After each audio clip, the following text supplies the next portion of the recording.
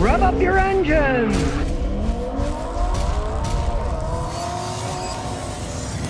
Since many mechanics are now charging over $200 an hour to work in your car, you might think about doing some of your own car maintenance. So today I'm going to show you some basic, really good tools you might think about buying if you want to save money and maintain your own car. Now, a lot of people think, hey, they're not strong enough to work on their own cars. Well, here's something I find real handy. I've been using it for years now. It's a pretty good impact wrench that has 2 battery packs. So you never have to worry about running out because you got 2 battery packs, a charger, and it even comes with some sockets. And I personally hate losing stuff, so since all this fits back in the case, you don't have to worry about losing anything. Now maybe you want to go a little further.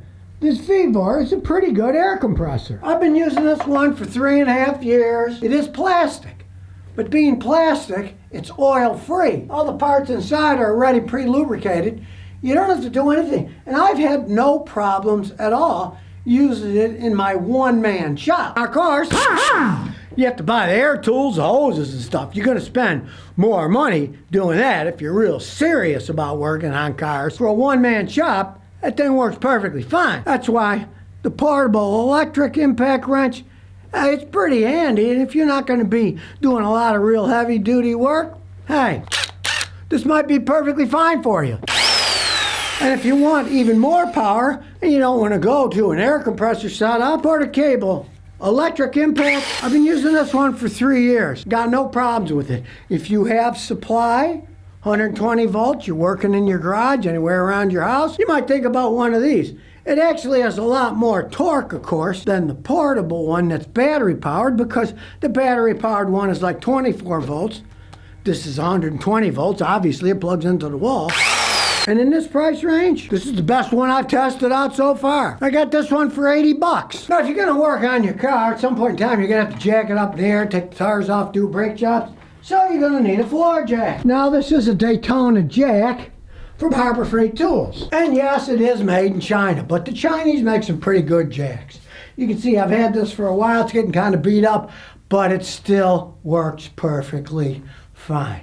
I got one here in Rhode Island. I got another one in Tennessee. I've had no problems at all with this thing. It is a great, stable jack. You're better buying a better one like this than the cheaper version. You get ones that cost $70, $69, $80. These are a little bit more, but you can wait till they're on sale. You're better getting a big, strong one like this because it's going to last. It's not going to let you down. Strong metal wheels. Metal saddle. This thing, you're not going to have any problems with things tipping, falling over. You can see it's stable as can be. It doesn't take up much space. And always remember, when you put your jack away, open it up so it goes down and leave it open. Don't store it with the valve closed. Store it with the valve open. Now, one of the biggest annoying things about cars is trying to find the source of car noises. I've had this thing for like 4 years. It's a phenomenal noise finder. This one's called the Noise Master. It does both sound with headphones, so you can actually hear it. Mind you, I'm using higher quality headphones than came with a kit at a cheap set. I got so many headphones, I don't care. I'd rather have something that's more comfortable. Then all you do is plug one of the 6 plugs into any channel. In this case, we'll put it in channel 1. You unravel the wire, stick this on the area you think makes noise. And there's 6 of these. So you can watch here to see when the noises come up. When I tap on it, you can see. You can also listen to the noise. Then when you're driving, you can switch it from one channel to the next, depending on how many you've plugged in here. And you can really decipher where a noise comes from. And this thing cost me, I don't know, it was $65 or something years ago. Got on Amazon. And it is great for finding a source of noises. See, it even picks up that. But it picks up bearing noises, rumbling noises. It is phenomenal for pinpointing noises on a car. Now, there are wireless versions, but they cost 3 to 4 times as much. And I find the wireless ones have a tendency of picking up interference. Then you get noise that's not really there. They have to have batteries in the receiving units. This just has a couple AA batteries in the back. This just works by the sound going through the wire. It is a simple, foolproof system for finding the source of noises. I've had so many customers come to me, Scotty, we met all these mechanics that said, we don't know what that noises are. They replaced our wheel bearings, but the noise is still there. Test rather than guess. get one of these. You stick, if you want, 6 different ones that come in a kit.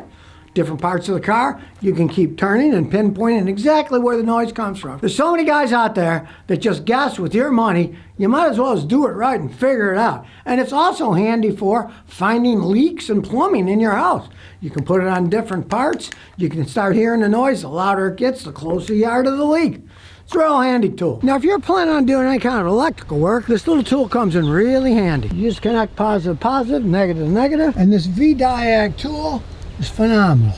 It gives positive power, it gives negative power. You can do all kinds of readings with them, minimum, maximum, frequency, volts, ohms. And the best thing is it comes with this giant cord so you can work all around the car. And I do mean all around the car. You gotta mess with the circuits in the back, it goes the whole way. And if that cord's too long, you're gonna unplug the extension, just unplug it, go to the lead here, unplug there, and now it's a more workable length. It's not 800 feet long. So as you can see, it's still pretty long to get to any part you want to work on. And the kit also comes with a power plug that plugs into your cigarette lighter, your power outlet. Then you plug the tool on that if you want to work inside the vehicle with the doors closed, so you don't have any cords sticking in all the way around. You can plug it inside the car for doing electrical work inside the car. Now, being a circuit tester, it's very useful because you can check all kinds of voltage. For example, battery there, it's showing 12.9 volts, which is good. 12.9, 13.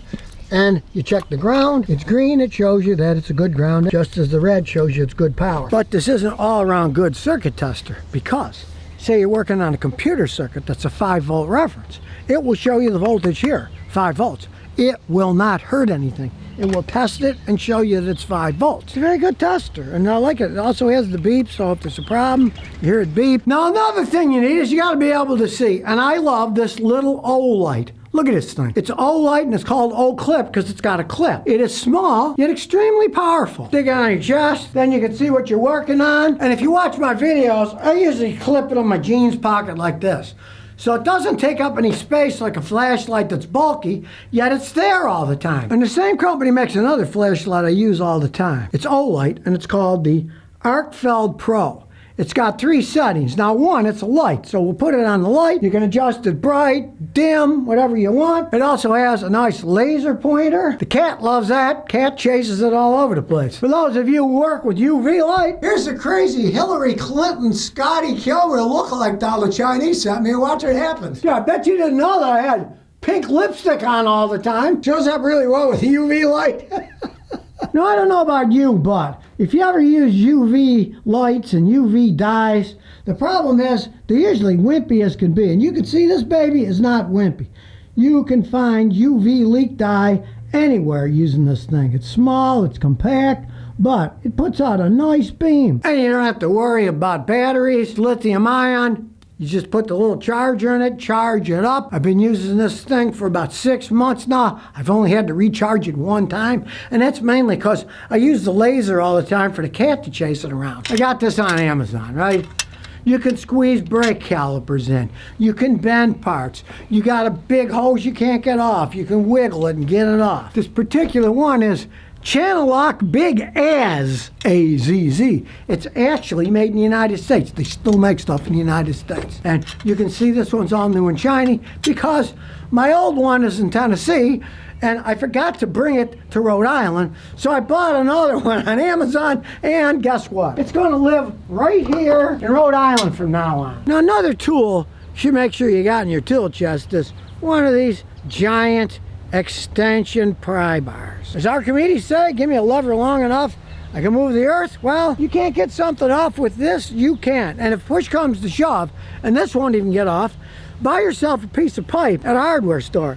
Stick it on the end of it and you got an even longer one to pull with. This one is an old Nita. It doesn't bend, hasn't broken. You can see it's kind of shiny because I keep them clean. And again, I forgot to bring mine from Tennessee to Rhode Island, so I bought this one to match the one I have in Tennessee. Now I don't have to carry it back and forth anymore. And of course, no one should be without a giant screwdriver. They're great for prying. They're actually used for screwing too. The other day I had to screw all our toilet seats back on. Everything's plastic these days. And this is the size of the screw that holds the toilet seat on. So you pop the little top and you can screw it on. There's actually quite a few times I've used this as a screwdriver, although it makes a really good pry bar. you get stuck somewhere, they're real handy. Let's say you get in a minor accident and your bumper's pushed against the tires. Stick it in and bend it out so you can drive home. I always keep one in the back of all my cars. Of course, you're going to need sockets, okay? These sockets, you notice, there are many different kinds, because over the years, I have a tendency of losing them. Now, the majority of these now are ones that I bought at Harbor Freight Tools. Yeah, Harbor Freight Tools. Okay, let's face it. Look, steel is steel. They're big and thick. They're gonna last. It's not like you're using these things 10,000 times. You're fixing your own cars. There's only so much use you're gonna put them to. And they're made out of steel. Hey, you probably lose them like me before you actually break one. So there's nothing wrong with going to a place like Harbor Freight Tools and buying sockets. Hey, I can't think of the last time I ever broke one. I just lose them. And of course, you're going to need a set of wrenches. I like these Work Pros because they come in a nice folding set, Velcro. If you notice, they're all still there. It folds up. You can put it in your trunk or wherever. They're inside there. When you put them away, you can see, are they all there? Oh, gee, one's missing. Find the one you lost, put it back in there. You don't need to buy super expensive stuff like Snap-on. All the stuff today is made decent enough. Unless you're Superman, you're going to bend the wrenches. Just about any set you buy is going to be okay.